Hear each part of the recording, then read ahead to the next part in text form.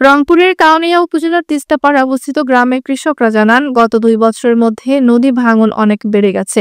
পরিকল্পিতভাবে নদী শাসন না করার কারণে প্রতিবার ভাঙন বাড়ছে এবং অনেক ফসলি জমি নদী গর্ভে বিলীন হয়ে যাচ্ছে। তারা বলেন, এখন আমরা কোথায় যাব, কি করে সংসার চালাবো? এ ভাবনায় তারা দুঃখ প্রকাশ করেন। অবিরাম বৃষ্টি ও উজাড় থেকে নেমে আসা পাহাড়ি ঢলের কারণে তিস্তা নদীর পানি বৃদ্ধি পেয়ে প্লাবিত হয়েছে নদী তীরবর্তী নিম্নাঞ্চল। টেপা মধুপুর ইউনিয়নের হাজিটারি গ্রামের কয়েক একর ফসলি জমি নদীগর্ভে বিলীন হয়েছে। ক্ষতিগ্রস্তরা অভিযোগ করেন, পানি উন্নয়ন বোর্ডের কেউ এখনো তাদের এলাকায় এসে ত্রাণ বা সমাধানের কোনো উদ্যোগ গ্রহণ করেননি।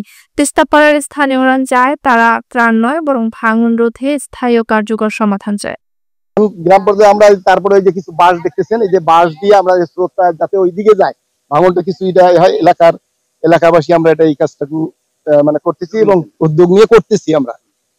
মোটামুটি আজকের যেটা পরিস্থিতি ছিল, সকালবেলা কিন্তু অনেক ইয়া ছিল, কিন্তু এই বাঁশগুলো দেওয়ার কারণে একটু ইয়া হইতেছে। এখন এই বাঁশের ইয়ার পরে যদি কিছু জিও ব্যাগ বেশি করে দেওয়া যায়, আমরা যেটা মানে ইয়া করলাম অনুমান করতে 5-6 হাজার জিও ব্যাগ যদি দেওয়া যায়, তাহলে আশা করা যায় যে এই এলাকাটা ভাঙন থেকে রোধ হবে এবং আমাদের কৃষিতে যে আমরা ক্ষতিগ্রস্ত হবো, ইনশাল্লাহ আশা করি যে এটার থেকে আমরা উত্তরণ পাবো।